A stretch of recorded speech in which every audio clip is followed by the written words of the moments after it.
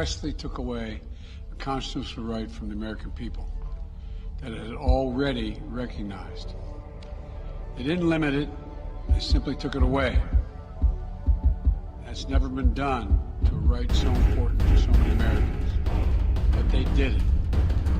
It's a sad day for the court and for the country. My hands are sweat. 50 years ago, Why don't he just show Roe v. it? Wade was decided and has been the law of the land since then.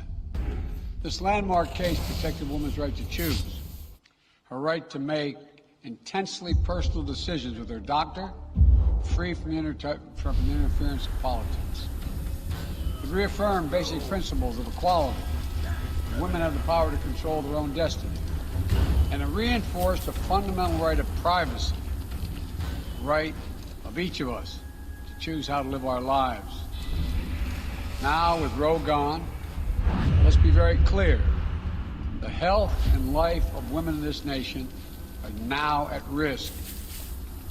As chairman and ranking member of the Senate Judiciary Committee, as vice president and now as president of the United States, I've studied this case What about the rights of the baby? Nobody's asking that. carefully. I've overseen more Supreme Court confirmations than anyone today, where this case was always discussed. I believe Roe v. Wade was the correct decision as a matter of constitutional law and application of the fundamental right to privacy and liberty in matters of family and personal autonomy. It was a decision on a complex matter. Oh my Through God. a careful balance between a woman's right to choose early in her pregnancy and states' ability to regulate later in her pregnancy. Decision about the baby broad left? national consensus. For most Americans of faith and background found it acceptable. It has Oh been my the law gosh. of the land for most of the lifetime of Americans today.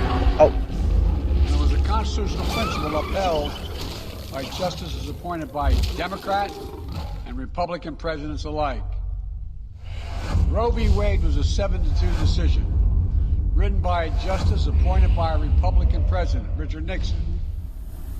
In the 5 decades that followed Roe v. Wade, justices appointed by Republican presidents from Eisenhower, Nixon, Reagan, George W. Bush were among the justices who voted to uphold the principles set forth in Roe v. Wade. It was but the evidence that we didn't have before in the new treatments we have weren't that. We didn't have that in like 1950, 1960, 1970, or beyond. This is completely retarded. 3 justices named by one president, Donald Trump, were the core of today's decision to upend the scales of justice and eliminate a fundamental right for women in this country. Make no mistake, this decision is a culmination of a deliberate effort over decades to upset the balance of our law. It's a realization of an extreme ideology and a tragic error by the Supreme Court, in my view. I almost feel the same area as in Calvin Huss being not being charged for carrying a weapon illegally, because he should have been charged with that, even though I morally agree he shouldn't be charged in a moral sense. But in this sense, I morally agree with banning abortion, but I don't agree with it just being 3 people who do it. It should be collective. But in the same, I'm still glad that it was banned, or that it's getting close to being banned, you know? The court has done what it has never done before. Constitutional right that is so fundamental to so many Americans has already been recognized. The court's decision to do so will have real and immediate consequences. State laws banning abortion are automatically taking effect today, jeopardizing the health of millions of women, some without exception. So extreme that women will be punished for protecting their health. So extreme that women and girls who are forced to bear their rapist's child. What? How is that a bad thing? Whether you were raped doesn't decide the thing of the child. that doesn't decide the factor that he's a scumbag just because you were raped in that sense. And that is radical because with all the bad things, rape, incest, and all that, it's only 4% of it. 4%. That's not the majority.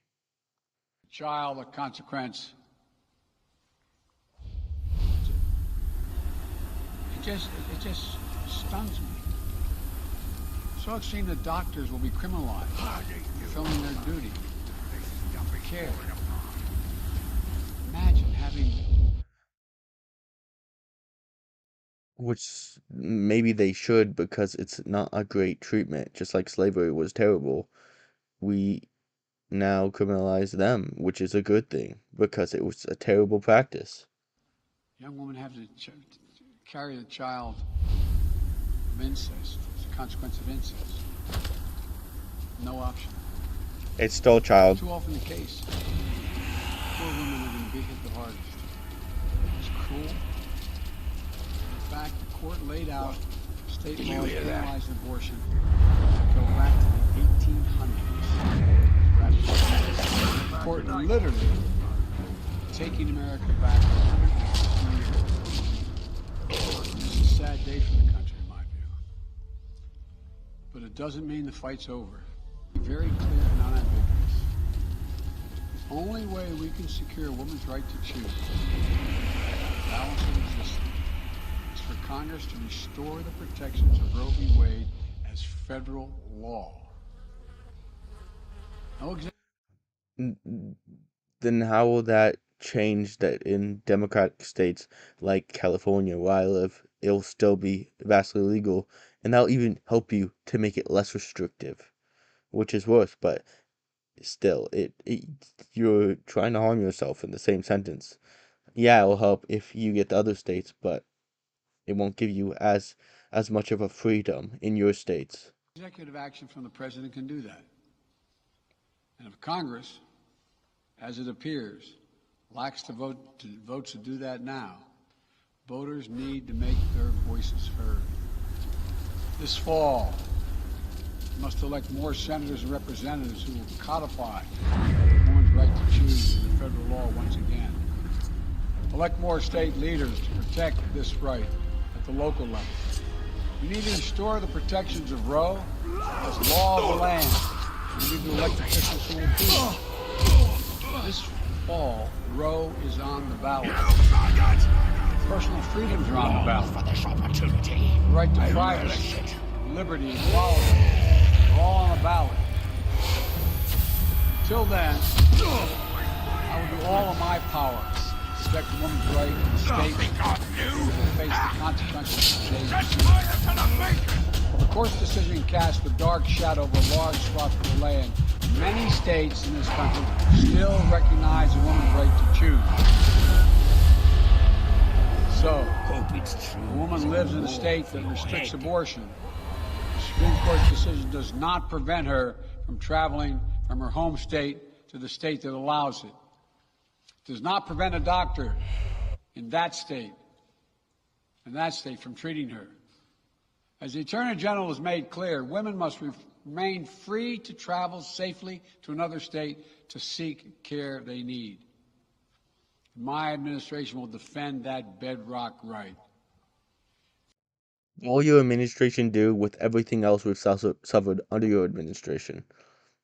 And it's not a right we should have, just like slavery wasn't a right we should have, and you're still failing on everything, on the foreign front, in the economic front. You failed all 4 years. You think everybody will forget that just after you do one thing that a lot of people might like? No, they won't. They won't forget the things you've caused.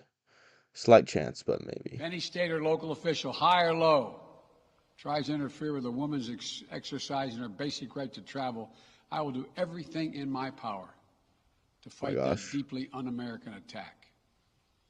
My administration will also protect that are approved by the Food and Drug Administration, the FDA, like contraception, which is essential for preventative health care, mifepristone, which the FDA approved 20 years ago to safely end early pregnancies and is commonly used to treat miscarriages. Some states are saying that they'll try to ban or severely restrict access to these medications. But extremist governors and state legislators are looking to block the mail or search a person's medicine cabinet or control a woman's actions by tracking data on her apps she uses are wrong and extreme and out of touch.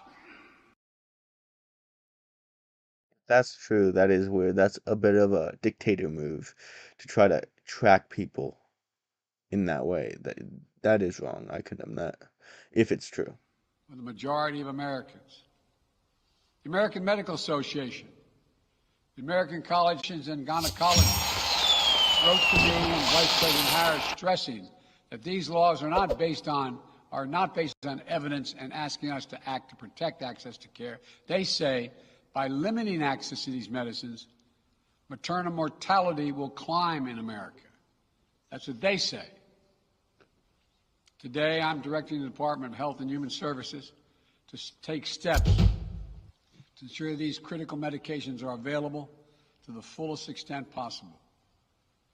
And the politicians cannot